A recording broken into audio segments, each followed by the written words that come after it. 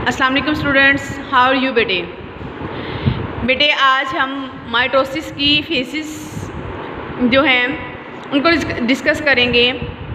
तो mitosis have the following phases. The first one is the prophase, metaphase, anaphase and the telophase. बेटे mitosis में ये जो phases हैं, इन तमाम फेजेस को अगर कलेक्टिवली देखा जाए तो असल में इसको कहा जाता है ये कैरियोकाइनेसिस है, बिकॉज इन तमाम फेजेस के अंदर न्यूक्लियस की जो है वो डिवीज़न होनी है। तो आज हम प्रोफेज को डिटेल में करेंगे। प्रोफेज में सबसे पहले जो आपकी डेफिनेशन दी है बेटे वो है क्रोमेटिन।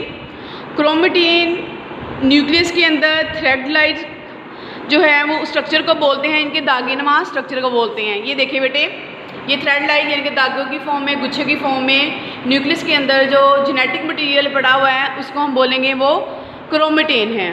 यही क्रोमेटिन कंडेंस हो जाते हैं, यानी कि प्रोफेज जब फर्दर आगे की तरफ चल रही होती है, ये थोड़े हार्डन होना शुरू हो जाते हैं, तो इनको हम बोलते हैं क्रोमोसोम्स। इट मीन्स कि ये थ्रेड्स अब इस फॉर्म में आ जाएंगे क्रोमोसोम्स की फॉर्म के अंदर। उसके बाद बेटे कनाइटोकोर। कनाइटोकोर बेटे वो प्रोटीन है जो कि क्रोमोसोम्स के दो क्रोमोसोम्स को आपस में एक दूसरे से ज्वाइंट अप किए होती हैं, यानी कि legs of the chromosome are joint up by the help of protein which is known as the kinetochore protein.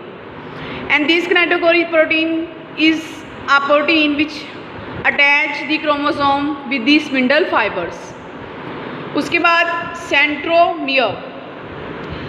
Centrosomes बेटे न्यूक्लियस के बाहर सेंट्रियोल्स जो हैं दो पड़े होते हैं, जो कि फर्दर डिविजन्स के साथ साथ सेंट्रियोल्स जो हैं वो स्पिंडल फाइबर्स की फॉर्म में आ जाते हैं। इनको सेंट्रोसोम बोलते हैं।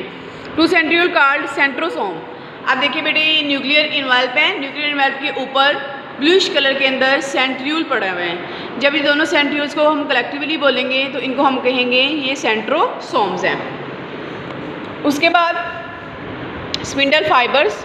माइक्रोट्यूब्यूल फॉर्म्स फाइबर्स और tubes called the spindle fibre. Cell के अंदर माइक्रोट्यूब्यूल्स प्रेजेंट होती हैं, माइक्रोफ्लामिड्स प्रेजेंट होते हैं, जो कि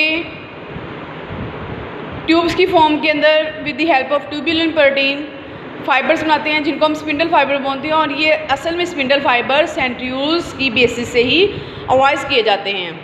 अब ये देखिए बेटे डायग्राम के अंदर कि ये एक सेल का स्ट्रक्चर है at the time of cell division. इसके बिल्कुल अपर साइड पर न्यूक्लियर मेम्ब्रेन के अपर साइड पर सेंट्रियोल्स प्रेजेंट होते हैं which are collectively known as centrosome. उसके बाद न्यूक्लियस है, न्यूक्लियस के अंदर ग्रीनिश कलर के अंदर क्रोमेटिन मटेरियल पड़ा हुआ है, जो कि बाद में कंडेंस होकर इन फॉर्म ऑफ क्रोमोसोम्स आ जाएगा।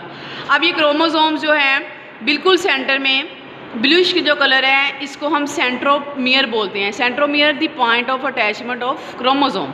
The point of attachment of chromosomes is known as the centromere and the centromere is form by kinetochore protein.